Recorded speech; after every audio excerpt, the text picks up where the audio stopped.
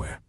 Right now, someone is blaming their metabolism for the weight that crept on, for the diet that didn't work, for feeling like their body just runs slower than everyone else's. Here's the uncomfortable part. Almost everything most people believe about metabolism is wrong. Not slightly wrong, fundamentally wrong. There's a real system inside you, deciding exactly how much energy you burn, every second of every day. And it has almost nothing to do with what you've been told. Not your metabolism speed, not your age.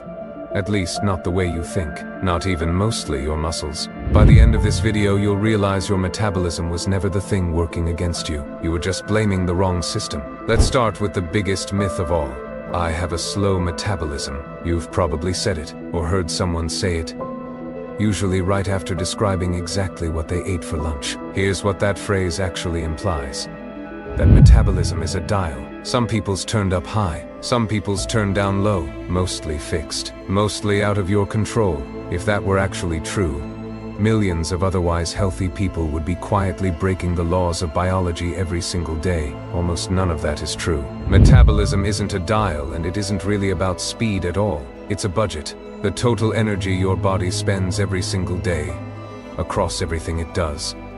And most of that budget isn't spent the way you'd assume. So where is it actually going? To find out, we have to look at where your energy is spent before you've done anything at all. Imagine your body has a daily energy budget, a fixed number of calories to spend no matter what. Here's the surprising part.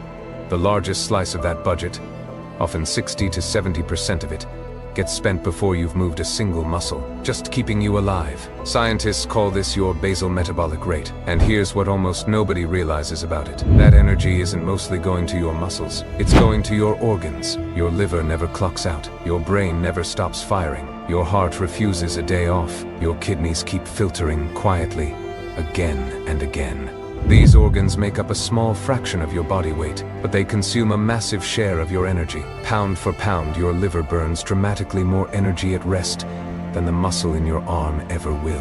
Imagine if your heart asked for a coffee break. It never does. Your metabolism isn't a thing inside your body. It's everything your body is doing right now, just to keep you alive. So if organs are the biggest expense, what's actually left over? That's where the story most people have heard finally shows up. And even that part isn't what you'd expect. Exercise. The part of metabolism people obsess over the most. Here's the twist. For most people, deliberate exercise is one of the smallest slices of the daily energy budget. Not nothing, but smaller than almost anyone assumes. The bigger, quieter piece is something researchers call NEAT.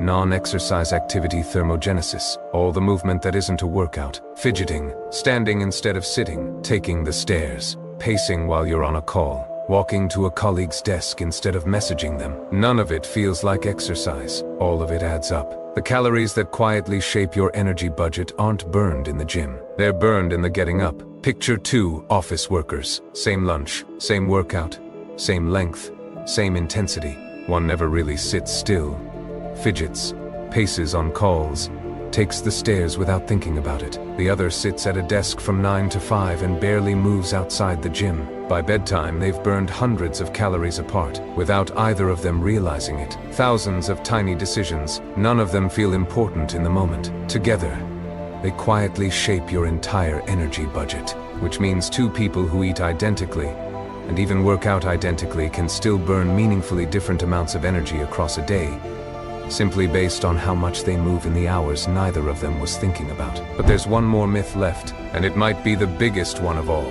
My metabolism slowed down after I turned 30. Almost everyone believes turning 30 changes everything. The data tells a completely different story. Then scientists asked a fascinating question. What if we've been blaming age for something age never actually caused?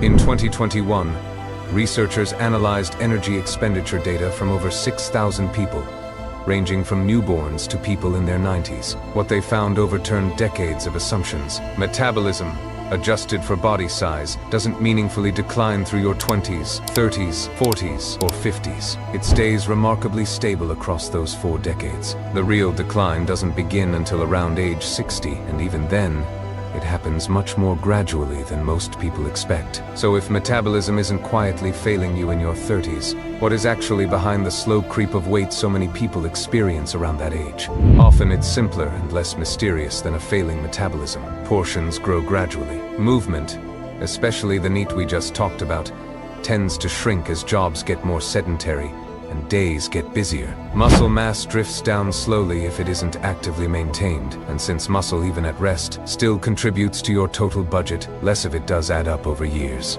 None of that is your metabolism betraying you. It's your daily habits quietly drifting, while your metabolism itself stays far more stable than you were ever told. Here's why this deserves more than just interesting trivia status. When people believe their metabolism is broken, they stop believing their choices matter. And that's one of the most dangerous myths in health. But it isn't your organs failing quietly in the background. It's rarely your age.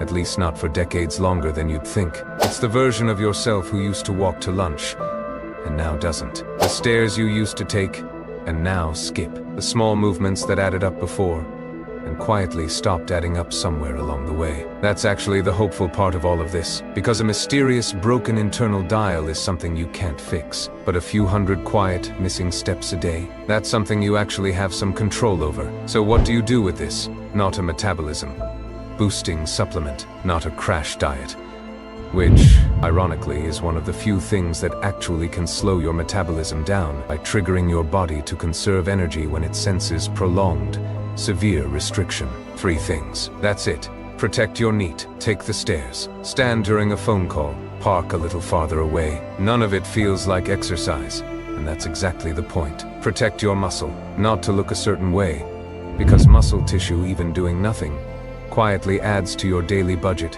year after year. Your metabolism doesn't need rescuing. It needs supporting. And let go of the number. Your metabolism was never the villain in this story. It's one of the most stable, hard-working systems your body runs, and it's been doing its job this whole time. So the next time you catch yourself blaming your metabolism, think about what's actually happening underneath that word. Your liver filtering, your brain firing, your heart still counting toward that 100,000 beats before midnight. All of it running quietly, reliably, exactly the way it was designed to, long before you ever stood up to walk across the room.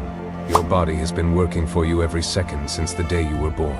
Maybe it's time we stopped calling it broken. Your metabolism never stopped working for you. You just spent years blaming one of the hardest working systems in your body. Which leaves one more question worth sitting with, one we haven't answered yet. If the organs doing the most work are the ones you never think about, what else is your body running right now that you've never once given credit for? That's exactly where we're going next. So tell me, before this video, what did you actually think was controlling your metabolism? I'd love to know how far off the common answer really is.